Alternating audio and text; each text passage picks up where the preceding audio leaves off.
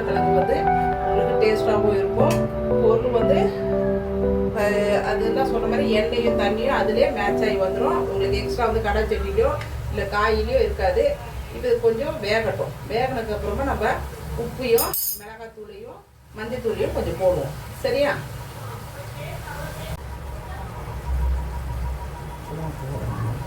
இப்போ பாருங்கள், நம்ம மூடி வச்ச பிறகு திறந்தாச்சு. திறந்து பார்த்தீங்கன்னா இது பார்த்தீங்கன்னா உங்களுக்கு தெரியுதா எவ்வளோ நல்லா அந்த உருளைக்கிழங்குடைய எப்படி நம்ம வெட்டுவோமோ அதே மாதிரி இருக்கு பாருங்கள். எதுவுமே வந்து ஒரு மாதிரி கலரோ எதுவும் ஷேடோ எதுவும் ஆகலை. ரெண்டாவது வந்து நான் சொன்ன ப்ராசஸில் நீங்கள் செஞ்சீங்கன்னா அந்த எண்ணெய் மிதப்பே இல்லை பாருங்கள். தெரியுதா உங்களுக்கு? வெறும் இந்த பாருங்கள், வெறும் இந்த உருளைக்கிழங்குடைய எசன்ஸ் தான் இது இறங்கியிருக்கு. சரியா? அதுக்கப்புறம் எண்ணெய்னு பார்த்தீங்க, எண்ணெய் தனியாக பிரிஞ்சிருக்கா பார்த்தீங்களா? எண்ணெய் தனியாக பிரியலை. ஸோ வந்துட்டு இந்த மாதிரி ஸ்டேஜில் நம்ம என்ன செய்யணும், மிளகாத்தூள் உப்பு நம்ம சேர்த்துக்கணும்.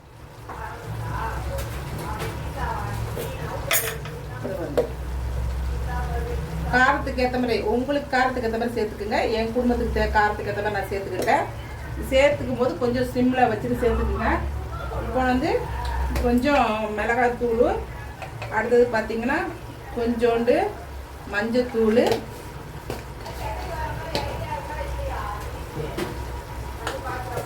அப்புறம் பார்த்தீங்கன்னா உப்பு, தேவைக்கேற்ப உப்பு.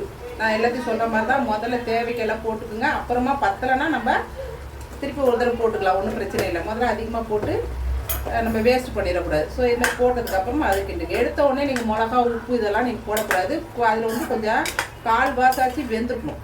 நான் சொன்ன மாதிரி செஞ்சுக்கிட்டே வந்தீங்கன்னா தான் இந்த பசத்தன்மை வந்துட்டு, இந்த உருளைக்கிழங்கு பசத்தன்மை இல்லாமல் நல்லா பாருங்கள் எவ்வளோ ஃப்ரீயாக கிண்டுற பாருங்கள். இது நீங்கள் சொன்ன மாதிரி டைரெக்டாக வெட்டி டைரெக்டாக நம்ம செய்யும்போது என்னென்னா இந்த உருளைக்கிழங்கு சட்டிங்கிற போய் ஒட்டிக்கும். நீங்கள் வேணால் ட்ரை பண்ணி பாருங்கள், ஒட்டிக்கும். அப்போ எதுக்கு ஒட்டுதுன்னா அதில் வந்து பசத்தன்மை இருக்கிறதுனால அது ஒட்டிக்குது. அப்போ என்ன செய்யும், ஒரு 10-15 கிழங்காச்சும் நம்ம அடியில் வந்து இந்த மாதிரி இந்த இடத்துல ஒட்டிக்கிட்டு நம்ம செய்யணும். இது பண்ணிக்கிட்டே நம்ம செய்யணும். அப்போ வந்துட்டு நமக்கு அந்த பசத்தன்மை அதில் இருக்கிறதுனாலையும் ருசியும் கொஞ்சம் கம்மியாக தான் இருக்கும். ஆனால் இது மாதிரி ப்ராசஸ் செய்யும்போது இந்த உருளைக்கிழங்கு டேஸ்ட்டு அல்டிமேட்டாக இருக்கும். பாருங்கள், எதாச்சும் ஒட்டியிருக்கா பாருங்கள், எதாச்சும் ஒட்டிதான் பாருங்கள். இந்த ப்ராசஸில் நீங்கள் செஞ்சு பாருங்கள் உருளைக்கிழங்கு. அப்போ தண்ணியோ இல்லை எண்ணெயோ அதிகமாக அதில் இல்லாமல் நமக்கு வெறும் உருளைக்கிழங்கு மட்டும் நம்ம கடைசியில் எடுக்கலாம். பார்த்தீங்களா? எங்கேயாச்சும் ஒட்டுதா பார்த்தீங்களா? எதுலாச்சும் ஒட்டிருக்கா பார்த்தீங்களா? பாருங்கள், இந்த ஈஸியாக பரட்டுற பாருங்கள். இந்த பெரட்டெல்லாம் உங்களுக்கு வேணும், நல்லா ஃப்ரீயாக உருளைக்கிழங்கு நம்ம செய்யணும்னா நீங்கள் இந்த ப்ராசஸில் செஞ்சீங்கன்னா அந்த உருளைக்கிழங்கு ஈஸியாக வந்து நம்ம இஷ்டத்துக்கு பெரட்டிக்கலாம். அதுவும் நல்லா ஈஸியாக சீக்கிரமாக வந்துடும். பசத்தன்மை இருந்துச்சுன்னா கொஞ்சம் வேவறதுக்கு கொஞ்சம் அதிகமாக இருக்கும். ஏன் அதிகமாக வேவறதுக்கு லேட் ஆகுதுன்னா அந்த பசை வந்து இருக்கிறதுனால ஒன்றுக்குள்ள ஒன்று வேவறதுக்கு கொஞ்சம் லேட்டாகும். அதே ஒன்றுக்குள்ள ஒன்று ஒட்டிக்கும். சா, இப்போ இது மாதிரி செய்யும்போது இங்கே பாருங்க, தெரியுதா உதிரியா? இதே நீங்கள் உருளைக்கிழங்கு வெட்டி ஒன்று நீங்கள் செய்யும்போது என்ன ஆகும்னா, நான் சொன்ன மாதிரி செய்யாமல் நீங்கள் செய்கிற மாதிரி செஞ்சிங்கன்னா இது மாதிரி உதிரியாக கிடைக்காது. அதுமாதிரி மற்றவங்க எடுத்து வைக்கும்போது நமக்கு ஈஸியாக உதிரியாகவே நம்ம எடுத்து வைக்கலாம். அதே நீங்கள் வந்துட்டு பசத்தன்மையோடு நம்ம செய்யும்போது அந்த உருளைக்கிழங்கு அதுக்காக இந்த டேஸ்ட்டு பசத்தன்மை போயிடுச்சுன்னா சத்து இல்லை அப்படிலாம் நினைக்காதீங்க. ஏற்கனவே உருளைக்கிழங்கு வந்து பயிர் செய்யும்போது வேறு விதமாக பயிர் செய்கிறாங்க. ஸோ நம்ம சொல்கிற மாதிரி செய்யறதுனால நமக்கு கழிவுலாம் எடுத்துக்கிட்டு அழகாக நீட்னஸாக செய்யலாம். நம்ம இப்போ பார்த்தீங்கன்னா இந்த அளவுக்கு நமக்கு இந்த உருளைக்கிழங்கு வந்துட்டு பரட்டிக்கிட்டு வந்து பாருங்கள். அதே மாதிரி நீங்கள் உருளைக்கிழங்க தண்ணியில் போடாமலும் முழுசாக இருக்க உருளைக்கிழங்கு வெட்டி டக்குன்னு நீங்கள் பொரியல் செய்யும்போது அது பாத்திரத்துலேயே ஒட்டிக்கும். இது மாதிரி உதிரியாகவும் உங்களுக்கு கிடைக்காது.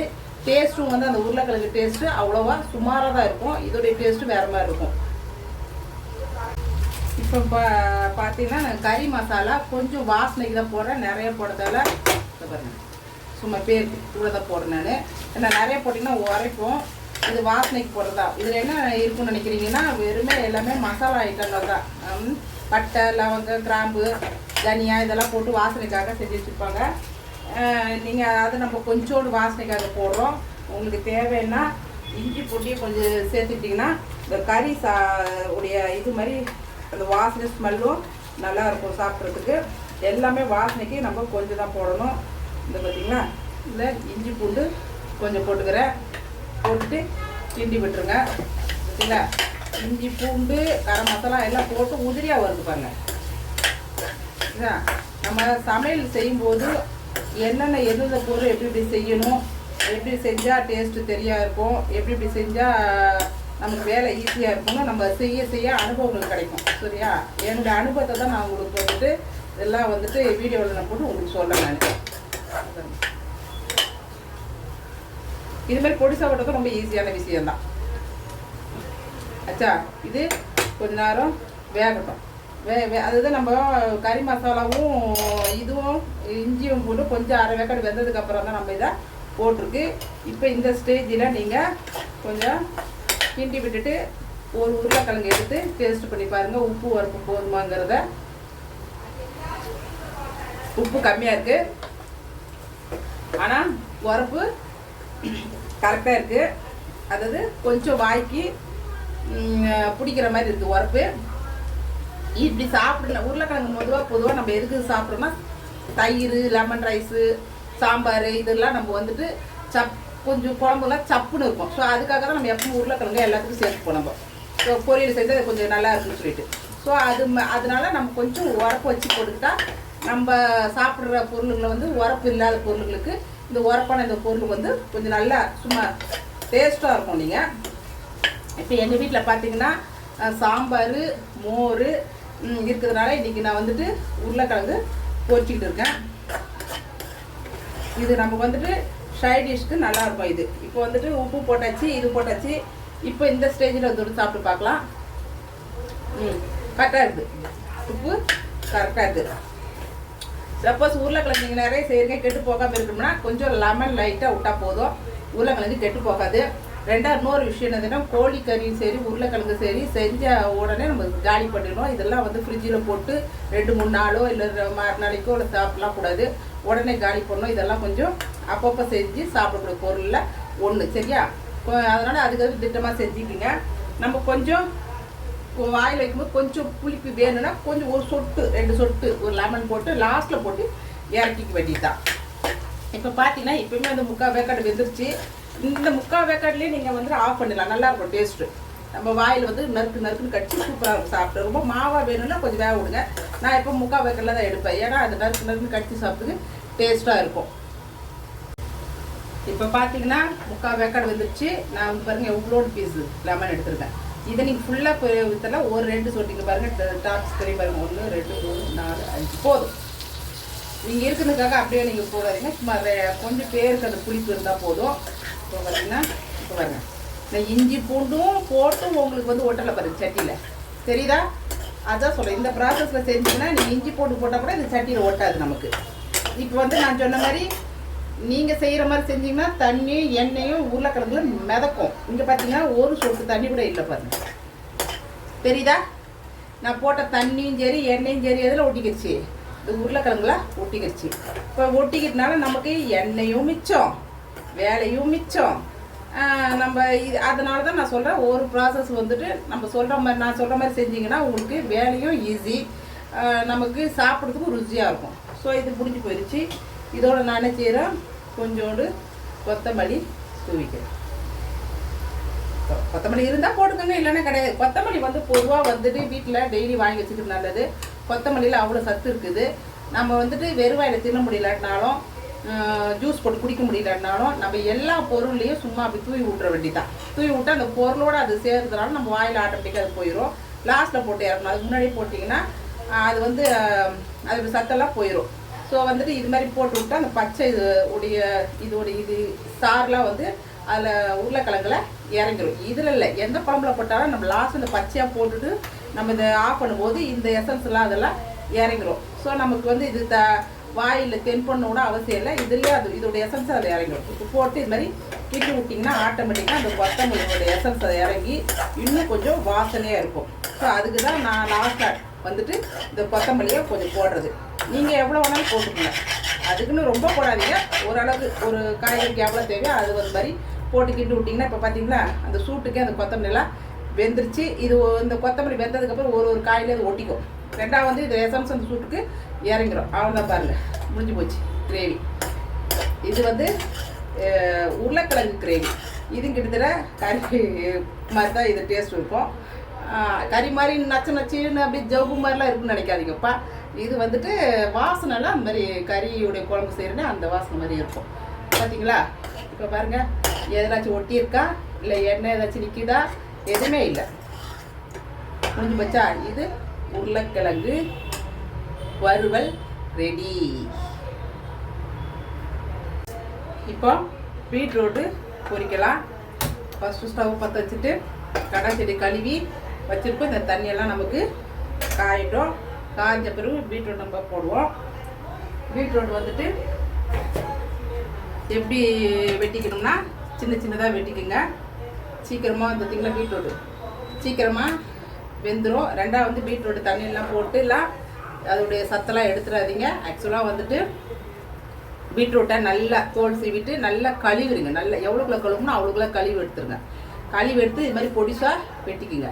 நான் வெட்டி கிட்டத்தட்ட ஒரு 10 நிமிஷம் ஆயிடுச்சு. கொஞ்சம் ட்ரையாக இருக்கும், லைட்டாக ட்ரையாக இருக்கும். சரியா? லைட்டாக ட்ரையாக இருக்கும்போது செய்யும்போது அது டேஸ்ட் வந்து வேறு மாதிரி இருக்கும். ரொம்ப ட்ரை பண்ணிடாதீங்க. ஒரு 5 நிமிஷம் அது மாதிரி வச்சா கூட போதும். இல்லை உடனே செஞ்சாலும் செஞ்சிடலாம், ஒன்றும் பிரச்சனை கிடையாது. பார்த்தீங்களா, சின்ன சின்னதாக அது மாதிரி வெட்டி வச்சுக்கணும். இப்போ வந்து நான் என்ன செய்கிறேன்னா இதில் வந்து எண்ணெய்லாம் ஊற்றலை, டைரெக்டாக வெறும் என்னது பீட்ரூட் மட்டும் நான் போடுறேன். பீட்ரூட்டு இப்படி தான் பொரிக்கணும், எண்ணெய்லாம் ஊற்றக்கூடாது.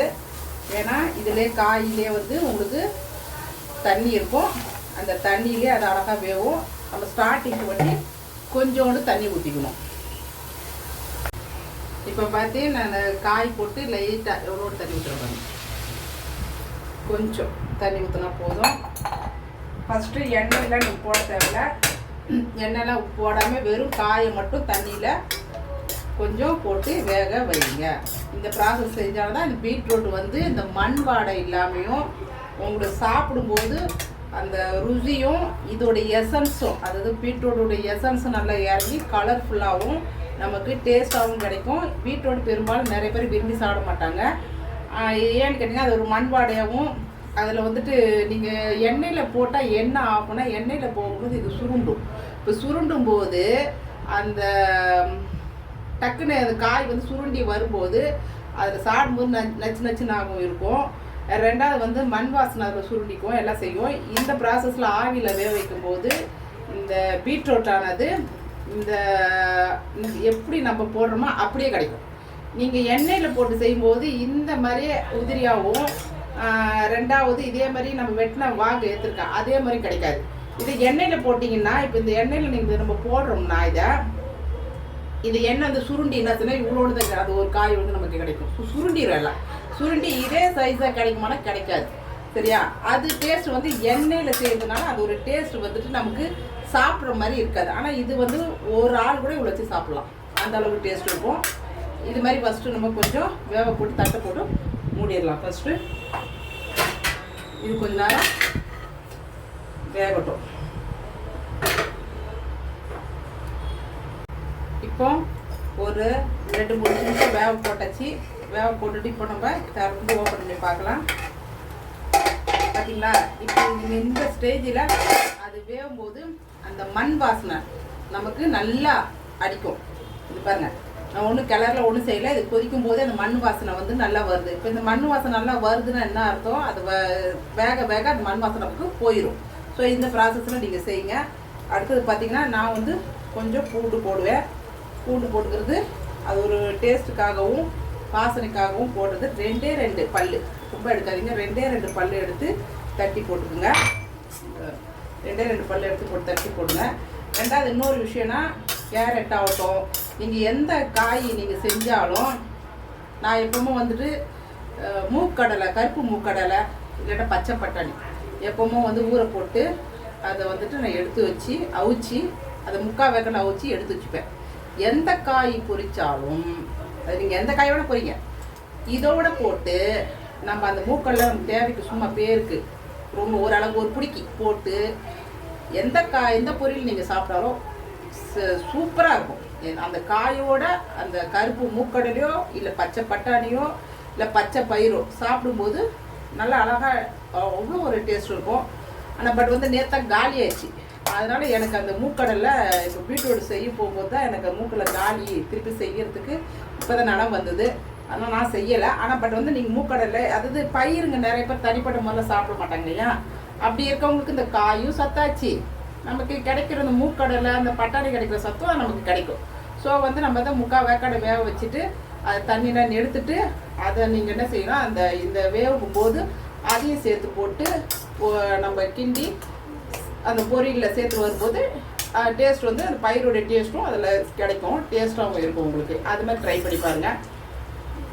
ஆனால் மூக்கடல் போடும்போது நமக்கு தேங்காய் போடணுன்னு அவசியம் கிடையாது. ஏன்னா மூக்கடலே வந்து நமக்கு தேங்காய் மாதிரியும் பயிருங்களுடைய இது வந்து டேஸ்ட் தான் உங்களுக்கு தெரியும் இல்லையா. ஸோ அதிலே டேஸ்ட் கிடச்சிடும் நமக்கு. ஸோ வந்து நமக்கு தேங்காய் தனிப்பட்ட மாதிரிலாம் போடணுன்னு அவசியம் இல்லை. இப்போ வந்து நான் என்கிட்ட அந்த மூக்கடல் நான் வைக்காதனால நான் என்ன செய்கிறேன், இதில் லாஸ்ட்டாக கொஞ்சம் தேங்காய் போடுவேன் நான். சரியா, தேங்காய்லாம் இதுக்கெல்லாம் நிறையெல்லாம் போடக்கூடாது. ஏன்னா இதுவும் ஆகட்டும், கேரட்டும் ஆகட்டும், பீட்ரூட்டு கேரட்டு இனிப்பு தர பொருளுங்களுக்கு நிறைய தேங்காய் யூஸ் பண்ணக்கூடாது. நமக்கு இனிப்பு கொஞ்சம் கம்மியாக இருக்கிற பொருளுங்களுக்கு மட்டும் தேங்காய்களை யூஸ் பண்ணால் நல்லாயிருக்கும். அது எடுத்தோடனே தேங்காய் ஊற்றக்கூடாது. கொஞ்சம் வேக விட்டதுக்கப்புறம் தேங்காய் நம்ம போட்டு செய்யும்போது கொஞ்சம் வேற ஸ்டேஜில் போட்டு செஞ்சோம்னா அந்த தேங்காயும் அந்த காயோடு சேர்ந்து நமக்கு கடிக்கிறதுக்கு நல்லாயிருக்கும். முதல்ல தேங்காய் போட்டிங்கன்னா அந்த தேங்காய் தண்ணியில் இறங்கி அந்த தேங்காயோடைய கலரும் சரி அந்த ஒரு மாதிரி அதில் என்ன சொல்கிறது ஒட்டிக்கும். அதே இது வந்து கொஞ்சம் வெந்தப்பறம் போடும்போது அந்த தேங்காயோடைய ஃபேவரும் இதில் வந்து பார்க்க அழகாக இருக்கும். சாப்பிடும் போது அந்த தேங்காயும் அது கிடைக்கும் நமக்கு வாயில். சரியா, இப்போ பார்த்தீங்கன்னா நான் தண்ணி வந்து கொஞ்சம் தான் ஊற்றுனேன். இப்போ பார்த்தீங்களா தண்ணி பீட்ரூட் தண்ணி தான் நான் ஊற்றுனது வந்து 2 ஸ்பூனு 3 ஸ்பூனு தான் ஊற்றுனேன். ஆனால் இதிலெல்லாம் பீட்ரூட் தண்ணி. அதனால தான் நான் சொல்கிறேன், நீங்கள் தண்ணி வந்து அதிகமாக சேர்க்காதீங்க. சேர்க்காமல் அந்த பீட்ரூட் தண்ணியிலே நம்ம வேக வைக்கும் போது இந்த பீட்ரூட் தண்ணி என்ன ஆகும் தெரியுமா, இந்த காயிலே மறுபடியும் போய் வேக அதில் போய் ஒட்டிக்கும் இல்லையா. இந்த காய் வந்து இதில் போய் வேக இதில் போய் ஒட்டிக்கும். அப்போ ஒட்டிக்கும் போது இந்த பீட்ரூட் தண்ணியும் வேஸ்ட் ஆகாது நமக்கு. அப்போ வந்துட்டு இதோடைய ஃபுல் சத்து நமக்கு கிடைச்சிரும். இப்போ ஆவியில் வேக வைக்கிறதுனால இதோட ஃபுல் சத்து நமக்கு கிடைக்கும். இதே எண்ணெயில் போட்டு நம்ம செய்யும் போது என்ன ஆகும்னா, அந்த எண்ணெய் சொன்ன மாதிரி எண்ணெயிலே அதை பிரட்டிக்கிட்டு அதோடைய இதை பாருங்கள் எப்படி இருக்கு பாருங்கள். நான் சொன்னால எப்படி வெட்டினோன்னா அதே மாதிரி இருக்குது பாருங்கள். இதே எண்ணெயில் போட்டிங்கன்னா இந்த காயெல்லாம் சுருண்டு என்ன செய்ய சட்டியில் பார்த்தோன்னா இந்த இடத்துல எண்ணெயாக இருக்கும். அது யூஸ் நமக்கு சாப்பிட்றதுக்குன்னு கேட்டோன்னா அதில் யூஸ் சத்து ஒன்றும் அவ்வளோ இருக்காது. சரியா, இது மாதிரி ப்ராசஸ் செய்யும்போது தான் எல்லா சத்துமே இது பச்சை அடி எப்படி சாப்பிட்டீங்கன்னா கிடைக்குமோ அதே மாதிரி இதை சாப்பிட்டா நமக்கு கிடைக்கும். ஸோ இந்த ஸ்டேஜில் நான் தேங்காய் போடுறேன். தேங்காய் பாருங்க நான் நிறைய எடுக்கல, 3 சில்லி பத்தை போட்டு அது திருவி தான் வச்சுருக்கேன். நீங்கள் வேணால் அதை சின்ன சின்ன பத்தையாக போட்டு மிக்சியில் ஒன்றும் பாதியமாக அரைச்சிக்கலாம். நான் வந்து திருவி வச்சுருக்கிறேன். சரிங்களா, ஏன் தேங்காய் நிறைய போடக்கூடாதுன்னா தேங்காய் நிறைய போட்டிங்கன்னா கொஞ்சம் இனிப்பு அதிகமாக இருக்கும். சரியா, அதுக்காக தேங்காய் வந்து கம்மி பண்ணி போட்டுக்குங்க. நான் சொன்ன மாதிரி இது மாதிரி பொரியலுக்குலாம் பயிருங்க நல்லாயிருக்கும். பயிருங்க சேர்த்துக்கிட்டு நல்லாயிருக்கும். நான் சொன்னேன் இல்லையா, வெந்ததுக்கப்புறம் போகும்போது தேங்காய் பார்த்தீங்களா எப்படி தெரியுது. ஸோ இது மாதிரி தெரியும் போது அந்த காய் வந்து பொரிச்சு எடுக்கும்போது பார்க்க அழகாக இருக்கும். மற்றக்கு வந்துட்டு நம்ம தட்டில் வைக்கும்போது பார்க்கறதுக்கு நீட்னஸாகவும் இருக்கும், அழகாகவும் இருக்கும் பார்க்குறதுக்கு. இதே நீங்கள் முதல்ல போட்டிங்கன்னா அந்த தேங்காய் அதில் சேர்த்து ஒரு காய் வந்து பார்க்க ஒரு லுக் இருக்காது. ஸோ வந்து ஜனங்களுக்கு வந்து கலரு ப்ளஸ் லுக்கு ருசியெல்லாம் இருந்தால் தான் ஒரு பொருளை வந்து சின்ன பிள்ளைங்கலேருந்து பெரியவங்க நல்லா விரும்பி சாப்பிடுவோம். ஏன் நம்மளே அப்படி தான், அதெல்லாம் இருந்தாலும் நம்ம சாப்பிட மாட்டோம். இப்போ இந்த ஸ்டேஜில் நம்ம உப்பு போட்டுக்கலாம். இது இனிப்பான பொருள்னால உப்பு வந்து கொஞ்சம் கம்மியாக போட்டுக்குங்க. தேவைக்கு நம்ம போட்டுக்கலாம். பார்த்தீங்க எவ்வளோ கம்மியாக போடுறோம் பாருங்க. ஏன்னா இனிப்பு இருக்க பொருளுக்கு உப்பு எப்பவும் கம்மியாக போடணும். கேரட்டு இந்த பீட்ரூட்டுக்குலாம் உப்பு தான் கம்மியாக தான் போடணும். மற்ற ஐட்டத்துக்குலாம் நம்ம உப்பு தேவைக்கு போட்டுக்கலாம். இது கொஞ்சமாக போட்டுட்டு அப்புறமா தேவைன்னா நம்ம இது வந்துட்டு திருப்பி சேர்த்துக்கலாம், ஒன்றும் பிரச்சனை இல்லை. இப்போ நம்ம என்ன செய்யணும்னா, இப்போ நம்ம உரப்புக்கு 2 காஞ்ச மிளகா கொஞ்சம் பிச்சு போட்டுக்குங்க. நீங்கள் வந்துட்டு முதல்ல இந்த காஞ்ச மிளகா நீங்கள் போட்டு கூட அதை வேக வச்சுக்கலாம், ஒன்றும் பிரச்சனை இல்லை. இல்லை தனியாக வந்து தாளிப்பு மாதிரி கொடுக்குறதுனால இது கொடுத்துக்கலாம், ஒன்றும் பிரச்சனை இல்லை. நான் எனக்கு பிடிச்சது இது மாதிரி செய்கிறேன். நான் இது முதல்ல இது முறுமுறுன்னு கிடைக்கிற மாதிரி இருந்துச்சுன்னா கூட நீங்கள் செஞ்சு சாப்பிட்டுக்குங்க. ஏன்னா முதல்ல எனக்கு காஞ்ச மிளகா முறுமுறுன்னு வேணும்னா நீங்கள் வந்துட்டு கொஞ்சம் கடுகு கருவேப்பிலை காஞ்ச மிளகா போட்டு நீங்கள் அதுக்கப்புறமா லாஸ்ட்டில் கூட தாளிப்பு மாதிரி கொடுத்துக்கலாம்.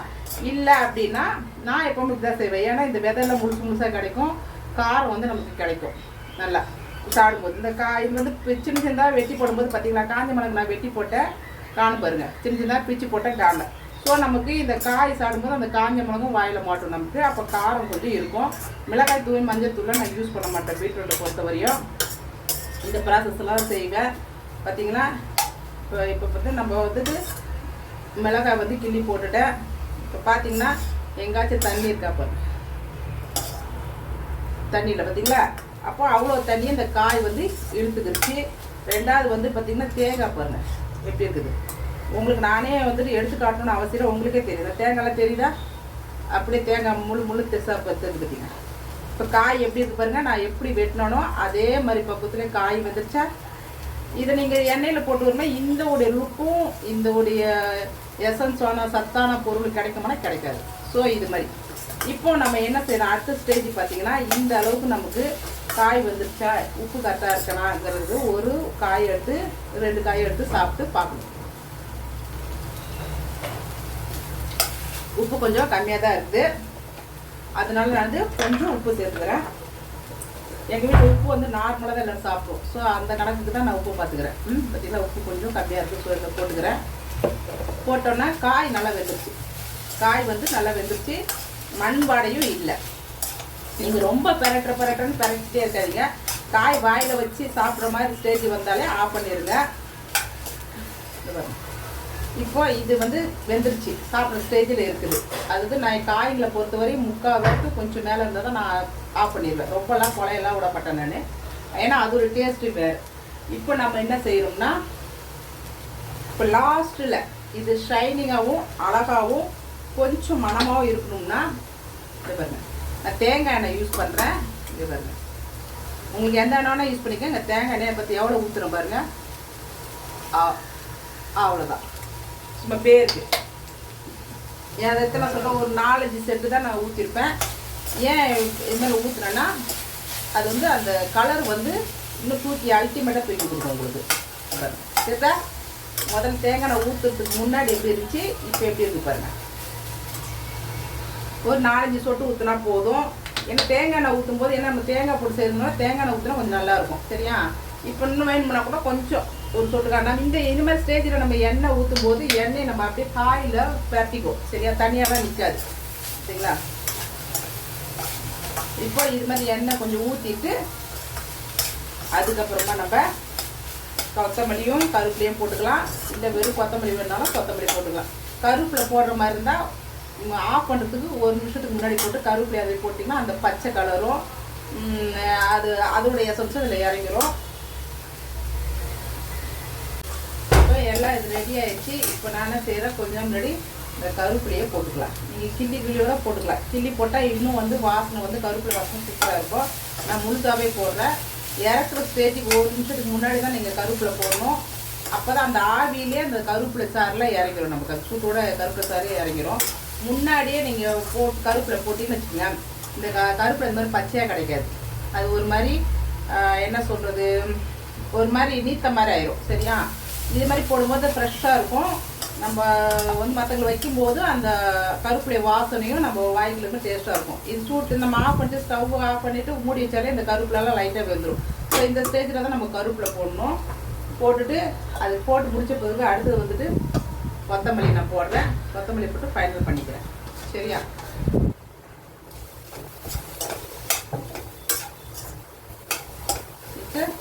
ஸ்டவ் ஆஃப் பண்ணிடுறேன்.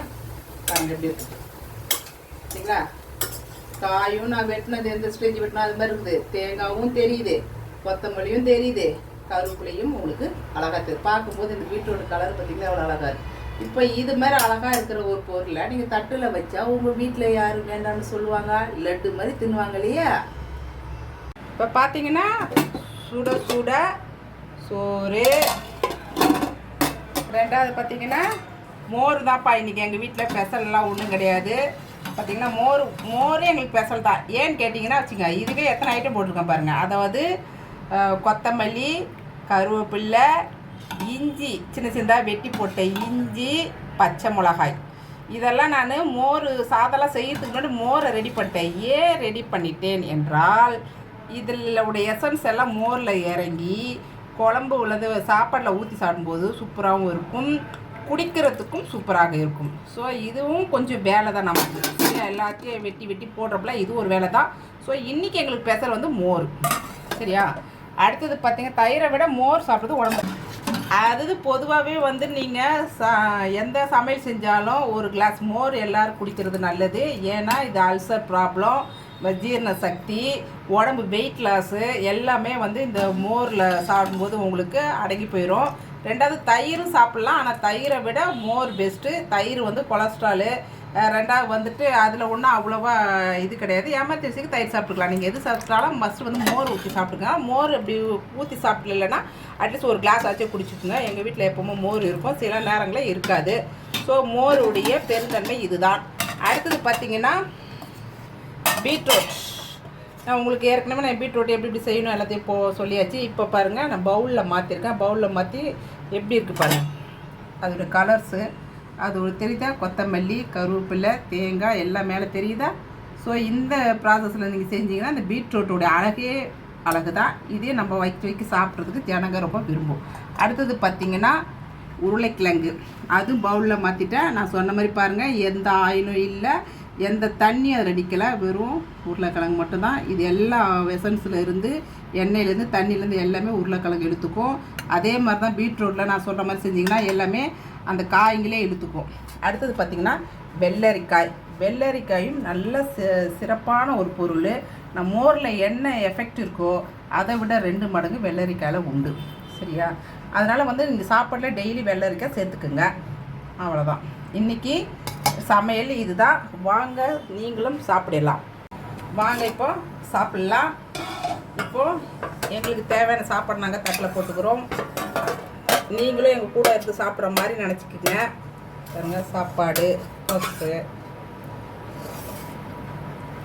சாப்பாடு குக்கரில் வடித்தாலே அவ்வளோ உதிரியாக இருக்குது பாருங்கள். ஸோ சாப்பாடு வச்சாச்சு. எங்கள் வீட்டில் சாப்பாடு வந்து ஒரு வேளை தான், நைட்டு எப்போ டிஃபன் தான். ஸோ வந்து அந்த சாப்பாடை வந்து ஒரு வேளை தான் சாப்பிட்றது.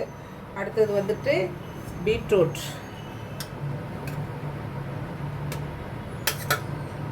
காய்களை சாப்பாடை கம்மியாக வச்சுட்டு காய்களை நிறைய சாப்பிடுங்க. உடம்பு வந்து வெயிட் லாஸ் ஆகாது, வெயிட் போடாது. ரெண்டாவது வந்து நமக்கு ஆரோக்கியமாக அன்றைக்கி ஃபுல்லாக எனர்ஜிக்காக நம்ம செய்யக்கூடிய எல்லா வேலைகளும் செய்யலாம். நமக்கு அந்த காயினால் பழங்களும் அது மாதிரி தான் அதிகமாக எடுத்துக்குங்க. காய் நிறைய எடுத்துக்குங்க. அடுத்தது பார்த்திங்கன்னா உருளைக்கிழங்கு. உருளைக்கிழங்கு எதுக்கு நான் இது செஞ்சேன்னா, நான் சொன்னேன் இல்லையா, சப்புன்னு செய்கிற எல்லா குழம்புங்களும் ஐட்டத்துங்களுக்கு இந்த உருளைக்கிழங்கு வந்து காம்பினேஷனும் சூப்பராக இருக்கும். இப்போ நான் மோர் செஞ்சதுனால இதை நம்ம இந்த காரசாரமாக சாப்பிடும்போது மோர் சாதம் நமக்கு நல்லா ஈஸியாக நிறைய இறங்கும். ஸோ அதனால தான் நான் உருளைக்கிழங்கை நான் மோர் சாதத்துக்காக செஞ்சேன். அடுத்தது பார்த்தா வெள்ளரிக்காய். சரியா? எங்கள் வீட்டிலுடைய சமையல்ஸ்லாம் பார்த்துட்டீங்க. நீங்கள் கமெண்ட் பண்ணுங்கள். உங்களுக்கு இதெல்லாம் பிடிச்சிருந்தா ஒரு லைக் போடுங்க, சப்ஸ்கிரைப் பண்ணுங்கள். ஓகே, வாங்க நீங்களும் சாப்பிடலாம். இல்லை சாப்பிட்டு முடித்தாலும் பரவாயில்ல, எங்கள் வீட்டு சாப்பிட வாங்க. ஓகே.